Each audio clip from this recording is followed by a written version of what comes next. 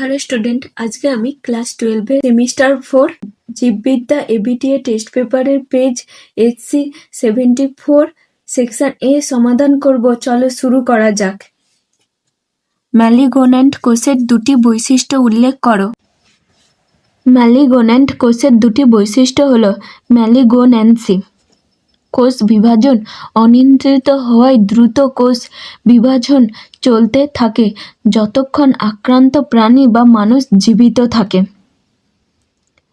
অ্যানাপ্লাসিয়া, malignant কোষগুলি দ্রুত হারে বিভাজিত হওয়ায় কোষের গঠন নিম্নমানের হয় এবং কাজের বিঘ্ন ঘটে। কোষগুলির মধ্যে উপযুক্ত পরিমাণ কোষ অঙ্গাণু থাকে না। অমরত্ব, স্বাভাবিক কোষ নির্দিষ্ট বার কোষ বিভাজনের পর তার বিভাজন হার কমে যায়। এইরূপ নিয়ন্ত্রিত বিভাজনকে বলে হেক্লিক লিমিট। কিন্তু ক্যান্সার কোষ অমর ও অনুশীলন মাধ্যমে অবিচ্ছিন্নভাবে কোষ বিভাজন করতে থাকে। কোনো মাদকাসক্ত ব্যক্তিকে জোর করে মাদক গ্রহণে নিবৃত্ত করে রাখলে তার দেহে কী কী শারীরিক লক্ষণ দেখা দিতে পারে তার চারটি উল্লেখ করো। কোনো মাদকাসক্ত ব্যক্তিকে জোর করে মাদক গ্রহণে নিবৃত্ত করে রাখলে তার দেহে যে যে শারীরিক লক্ষণ দেখা দিতে পারে তা নিম্নে আলোচনা করা হলো। কাঁপুনি ও ঘাম হওয়া, স্নায়ুতন্ত্র হঠাৎ উত্তেজিত হয়ে পড়লে হাত পা কাঁপা এবং অতিরিক্ত ঘাম দেখা যায়।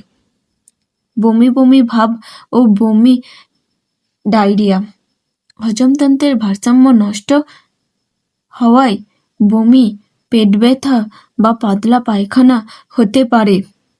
মাথা ব্যথা ও শরীর ব্যথা, মাদক ছাড়ার ফলে দেহের রাসায়নিক ভারসাম্য বদলে গিয়ে তীব্র মাথা ব্যথা ও পেশিতে ব্যথা দেখা দিতে পারে। অনিদ্রা ও শারীরিক অস্থিরতা, ঘুম না হওয়া, হৃদস্পন্দন বেড়ে যাওয়া ও সারাক্ষণ অস্বস্তি অনুভূতি হতে পারে। সুপার ওভিউলেশন পদ্ধতিটি কী এবং এর সুবিধা কী?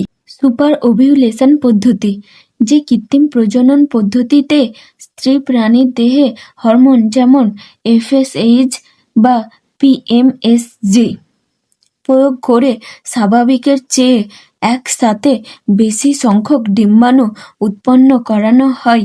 এরপর নিষেক ঘটিয়ে সেই ভ্রূণগুলো সংগ্রহ করে অন্য সুস্থ স্ত্রী প্রাণীর জরায়ুতে প্রতিস্থাপন করা হয়। এই পদ্ধতিকে সুপার ওভিউলেশন পদ্ধতি বলা হয়। সুপার ওভিউলেশন পদ্ধতির সুবিধা: একই উৎকৃষ্ট স্ত্রী প্রাণী থেকে বেশি সংখ্যক বাচ্চা পাওয়া যায়। উন্নত জাতের প্রাণীর সংখ্যা দ্রুত বৃদ্ধি করা সম্ভব। কম সময়ে বেশি ভ্রূণ সংগ্রহ করা যায়, ফলে প্রজনন দক্ষতা বাড়ে। উৎকৃষ্ট জিন সংরক্ষণ ও বিস্তার করা সহজ হয়, বিশেষ করে দুগ্ধ বা মাংস উৎপাদনকারী প্রাণীতে। বায়োগ্যাস উৎপাদন প্রক্রিয়ায় হাইড্রোলাইটিক ব্যাকটেরিয়ার গুরুত্ব কী? হাইড্রোলাইটিক ব্যাকটেরিয়া বায়োগ্যাস উৎপাদনের প্রথম ও অত্যন্ত গুরুত্বপূর্ণ ধাপের সঙ্গে জড়িত। এদের গুরুত্ব নিচে উল্লেখ করা হলো। জটিল জৈব পদার্থ ভাঙে। গোবর, খড়, উদ্ভিদ আবর্জনা ইত্যাদিতে থাকা শর্করা, প্রোটিন ও চর্বির মতো জটিল যৌগকে এরা ভেঙে সহজে দ্রবণীয় পদার্থে পরিণত করে। পরবর্তী ব্যাকটেরিয়ার জন্য খাদ্য প্রস্তুত করে। হাইড্রোলাইসিসের ফলে উৎপন্ন সরল যৌগ যেমন শর্করা, অ্যামাইনো অ্যাসিড, ফ্যাটি অ্যাসিড, অ্যাসিডোজেনিক ও মিথানোজেনিক ব্যাকটেরিয়ার জন্য সহজ খাদ্য হয়। বায়োগ্যাস উৎপাদনের গতি বাড়ায়। দ্রুত জৈব পদার্থ ভাঙার ফলে পুরো উৎপাদন প্রক্রিয়া কার্যকর ও দ্রুত হয়। মিথেন উৎপাদনে সহায়তা করে। হাইড্রোলাইটিক ব্যাকটেরিয়া না থাকলে জৈব পদার্থ ভাঙা সম্ভব নয়, ফলে শেষ ধাপে মিথেন গ্যাস উৎপাদন বাধাগ্রস্ত হয়। জিন প্রযুক্তিতে কৃত্রিম ডিএনএ ব্যবহারের দুটি উপযোগিতা লেখো। জিন প্রযুক্তিতে কৃত্রিম ডিএনএ ব্যবহারের দুটি উপযোগিতা হলো ক্লোনিং ভেক্টরের বিভিন্ন প্রয়োজন। কৃত্রিমভাবে সৃষ্ট ডিএনএ ক্লোনিং ভেক্টরের পলিলিঙ্কার তৈরিতে সাহায্য করে। তাছাড়া ভেক্টরে প্রয়োজন মতো একাধিক রেস্ট্রিকশন স্থান পাওয়াতে কৃত্রিমভাবে সংশ্লেষিত ডিএনএ বিশেষভাবে সাহায্য করে। প্রয়োজনীয় ডিএনএ অংশ চিহ্নিতকরণ।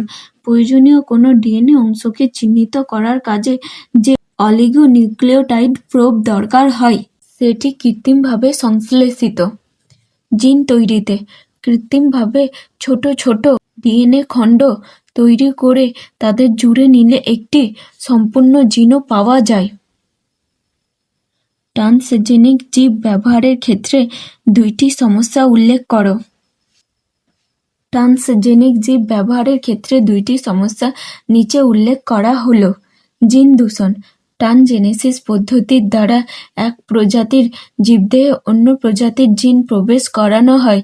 এইভাবে একটি জিন পুলে অন্য জিন প্রবেশ করায় প্রাকৃতিক ভারসাম্য বিঘ্ন হওয়াকে জিন দূষণ বলা হয়। ইমিউন রেসপন্স জনিত সমস্যা। ট্রান্সজেনেসিস পদ্ধতিতে সৃষ্ট জীব থেকে প্রাপ্ত প্রোটিন অনেক ক্ষেত্রে মানব দেহে বিরূপ ইমিউন রেসপন্স সৃষ্টি করে। বিষক্রিয়া। ট্রান্সজেনিক প্রোটিন অনেক ক্ষেত্রে অ্যালার্জি সৃষ্টি করে। আবার খাদ্যশস্যে ব্যবহৃত অ্যান্টিবায়োটিক রেজিস্ট্যান্ট জিন খাদ্যনালীতে কোনো ব্যাকটেরিয়ায় স্থানান্তরিত হলে সেই ব্যাকটেরিয়াও অ্যান্টিবায়োটিক প্রতিরোধী হয়ে ওঠে। সকল অস্থায়ী পরজীবী আংশিক পরজীবী কিনা বুঝিয়ে লেখো। না, সকল অস্থায়ী পরজীবী আংশিক পরজীবী নয়। অস্থায়ী পরজীবী হলো তারা যারা খাদ্য গ্রহণের সময় অল্প সময়ের জন্য পোষকের দেহে অবস্থান করে এবং পরে পোষক ত্যাগ করে, যেমন মশা, ছারপোকা, জোঁক। এরা সম্পূর্ণভাবে পোষকের ওপর নির্ভরশীল নয়। অন্যদিকে আংশিক পরজীবী হলো তারা যারা ক্লোরোফিলের উপস্থিতিতে নিজের খাদ্য প্রস্তুত করতে পারে, কিন্তু পানি ও খনিজ লবণের জন্য পোষকের ওপর নির্ভরশীল, যেমন চন্দন গাছ। অতএব অস্থায়ী পরজীবী ও আংশিক পরজীবীর বৈশিষ্ট্য ভিন্ন হওয়ায় সকল অস্থায়ী পরজীবী আংশিক পরজীবী নয়। অবনমন পর্যায়ক্রম কি এবং কিভাবে ঘটে? অবনমন পর্যায়ক্রম। উন্নত বা সবল প্রকৃতির উদ্ভিদ গোষ্ঠী যদি পর্যায়ক্রমে দুর্বল বা নিকৃষ্ট মানের উদ্ভিদ দ্বারা প্রতিস্থাপিত হয়, এমনকি শেষ পর্যায়ে নিঃশেষিত হয়ে যায়, তখন তাকে অবনমন পর্যায়ক্রম বলে। অবনমন পর্যায়ক্রম যেভাবে ঘটে তা উল্লেখ করা হলো। অতিরিক্ত পশুচারণের বা বৃক্ষচ্ছেদনের ফলে সেই অঞ্চলের উদ্ভিদ গোষ্ঠী ধ্বংস হয়ে স্থানটি মরুভূমিতে পরিণত হতে পারে।